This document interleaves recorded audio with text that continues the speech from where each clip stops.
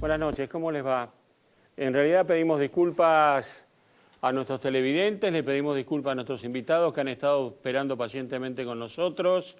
Ha habido un problema técnico que nos ha permitido entrar al aire recién 9:14, 9:15, con lo cual vamos a hacer lo que podemos de la mejor manera posible, pero ya sabiendo que el armado del programa, la editorial, una serie de informaciones que había, tiene que ser modificado por respeto a los invitados. Sobre todo eso va a estar con nosotros Diego Bossio, el titular del ANSES, junto a él está Rogelio Frigerio Nieto, va a estar Sergio Berestein y también va a estar Alfonso Prat Gay. Vamos a tratar entre todos de darles un panorama de lo que es la situación política, económica y social de la Argentina. Sergio, buenas noches, ¿cómo estás? ¿Qué tal, Charlie? Bueno, disculpas, Por la favor. verdad nos ha superado. ¿Ha variado el cuadro político con la aparición de Frente Amplio UNEN de tal manera que ya haya kirchneristas, peronistas que dudan de la posibilidad de la victoria en el 2015? Yo te diría, Charlie, que es un proceso de recomposición del sistema político hacia una suerte de normalización. Vivimos desde el 2001-2002 hasta ahora con un peronismo muy hegemónico y sin una oposición coordinada. El Frente Amplio UNEN genera mucha expectativa en el sentido de llenar este vacío y darle al no peronismo una expresión más contundente. No solamente a nivel nacional, sino provincial, en los legislativos, incluso en provincias donde la verdad que la hegemonía del peronismo ha sido notable estos años. Entonces, es demasiado pronto para saber el potencial electoral en primera vuelta que puede tener esto, es demasiado pronto para saber si... Está bien, pero para el oficialismo no es cómoda la posición con esta aparición. No es cómoda para ninguna de las fuerzas Para ya instaladas. ninguna de las fuerzas en general. Ni para el macrismo, ni Y para hablamos de Sergio una Massa. elección con balotaje en el 2015. En principio uno ve el sistema político muy fragmentado, excepto que el peronismo recoordine estrategias y logre una fórmula mediante las PASO única, que hoy parece de baja probabilidad. Yo veo una elección por primera vez en segunda vuelta. En 2003 deberíamos haber tenido, pero Menem decidió no competir. Me parece un sistema muy sano. Se pone en este sentido en manifiesto que el régimen constitucional es sano en generar un presidente con una fuerte mayoría, pero va a quedar el Parlamento muy fragmentado. Vamos a un gobierno de coalición independientemente del resultado, porque va a ser necesario coordinar mucho entre el Ejecutivo y el Legislativo para desarrollar política pública. Hoy Capitanich, en un acto que se realizó en el Mercado Central de militantes de Frente para la Victoria, dijo: no estamos ante un final de ciclo, no estamos ante un final de ciclo.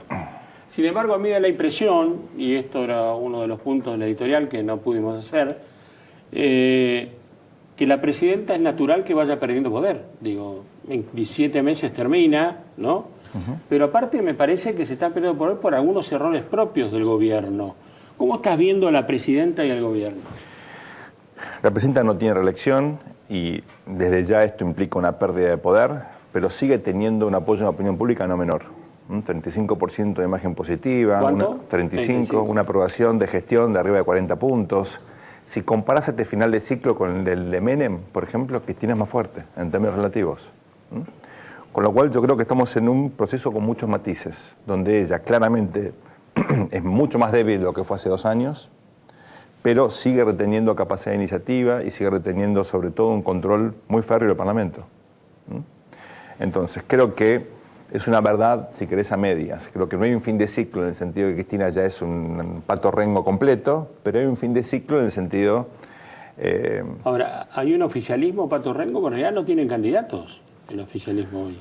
Yo no diría eso. Potenciales candidatos. Sí. Bueno, pero perfecto. mientras tanto, no sé, la gente de UNEN avanza, Macri avanza, Massa avanza. Yo creo que la agenda del gobierno está mucho más jugada en el corto plazo, hay que preguntar, aquí hay economistas que saben más que yo, pero que hay un proceso de cambio de política pública, hay que ver qué resultado tiene en términos de inflación, de empleo. Cuidado con eso, Charlie, porque yo veo en las encuestas a la gente muy preocupada por la inflación, a punto tal que iguala la inseguridad. Y también... O sea, inseguridad, inflación, las dos grandes preocupaciones de la sociedad argentina. Sí, pero hasta no hace mucho la inflación estaba bastante más abajo y en los últimos 3-4 meses están en bueno, acompaña un proceso, un proceso de la realidad. No hay ninguna duda, lo que digo es que, digamos, me parece que la agenda del gobierno no son las elecciones aún para llegar a las elecciones hay cuestiones de corto plazo muy significativas. Por ejemplo, subsanar la inflación. Me parece que hay... Que en el corto plazo no se va a dar. Bueno, pero hay que ver qué nivel de... Va a ir bajando gradualmente, pero va a terminar una inflación alta a fin de año. La clave acá es la creación de trabajo, Charlie, porque la gente está cada vez más preocupada por la creación de empleo, por la sustentabilidad. En Córdoba, el propio gobernador dice, estoy preocupado por la industria automotriz, donde ya hay despidos, hay suspensiones. Hay sectores que efectivamente uno ve, Rosario, en general los grandes distritos urbanos donde la creación de empleo debe estar cayendo, está frenada hace mucho tiempo.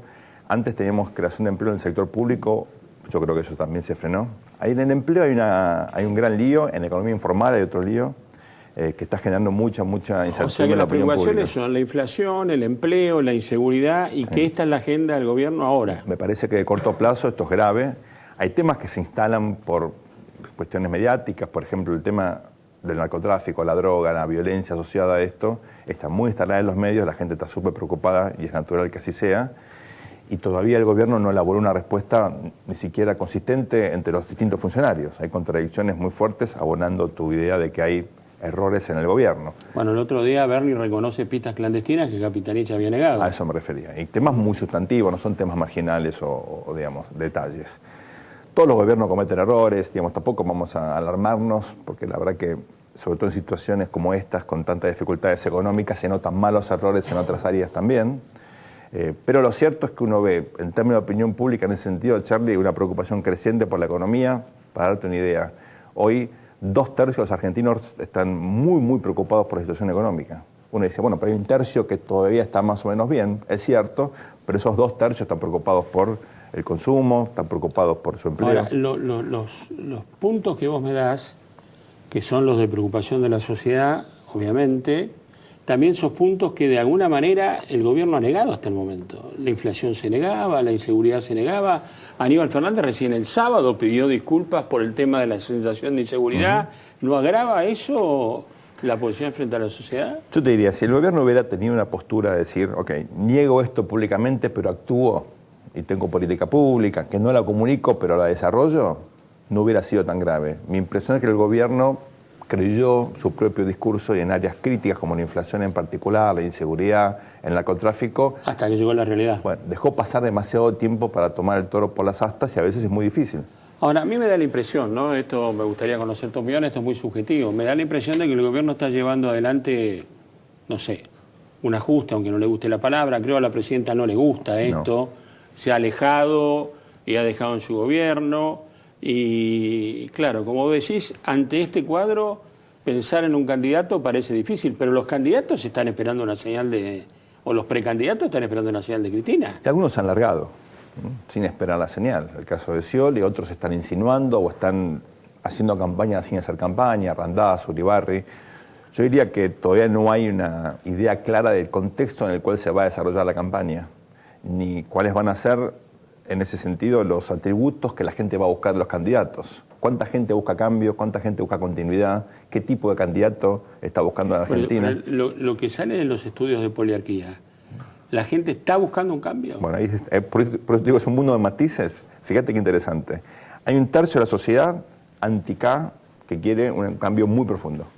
Hay un 12-15% que están muy de acuerdo con el gobierno y cree que tiene que haber continuidad en casi todas las políticas. Y en el resto tenés un mundo de matices, más del 40%, 45% de la población que dice algunas cosas sí, otras no, y las que quiere cambiar son, obviamente, inseguridad, inflación, el estilo del gobierno confrontativo. Entonces, esto es hoy. No sé qué va a pasar a final de año o en marzo del año que viene, cuando me parece las campañas van a tener esquemas claros. Sociedad en debate consigo misma. Yo creo que es así, y si me decís, ¿hay un candidato que puede instalarse en un 15% diciendo que el gobierno le va bien? Sí. ¿Y un 15% es mucho o es poco? Bueno, es un 15%. Bueno, si hay balotaje es mucho. Claro. Y el 33% que dice que está todo mal, bueno, ¿quién representa eso hoy? Está muy fragmentada la representación de eso. Entonces yo creo que, volviendo al punto de la fragmentación que vos sugerías antes, no solamente está fragmentado el sistema político, sino las preferencias de la ciudadanía. Se está dando un debate fuerte y serio sobre un tema que angustia, que es la pobreza. Ha habido un par de estudios, uno del instituto presidido por el diputado Lozano, 30% de pobreza, observatorio social vinculado a la Universidad Católica, 20 y pico de pobreza. Kicillof que dice, habiendo crecido 6 veces el Producto Interno, esas cifras no tienen sentido, pero la verdad que el gobierno no da cifras. Yo creo que es un gran escándalo. La verdad que, honestamente, y hablo como ciudadano, no como analista. No, yo sé que es un escándalo, y uno se pregunta, después yo voy a hacer la pregunta, ¿qué hace la cabeza del INDEC con Ewing y con el otro técnico haciendo estos números? Charlie, gane quien gane, uno de los desafíos más importantes del próximo gobierno va a ser sincerar las estadísticas, porque Argentina es el hazmerreír del mundo. La palabra estadística viene de Estado. Si mentimos las estadísticas, es que el Estado desaparece como tal, no tiene autoridad moral, ni puede hacer política pública, porque con cifras falsas no puedes ni elaborar un diagnóstico de la realidad. Entonces, aprendamos que no se puede mentir, y menos con las estadísticas públicas. O sea que no sabemos en qué país estamos. No, va a Ahí que hacer... están viendo a María Ewing y a Skovich, los responsables del INDEC. Ahí vamos a tener que hacer un esfuerzo enorme, lo tiene que hacer toda la sociedad, primero porque, digamos, vamos a vivir en un momento de incertidumbre y la verdad, donde no sabemos dónde estamos parados. Esto es como operar a un enfermo sin tener un diagnóstico mínimo. Que vayamos y operemos, a ver qué pasa. Análisis de sangre. Hay que saber dónde estamos parados para después tomar decisiones. Ahora, el gobierno me parece que está sembrando lo que cosechó en estadística.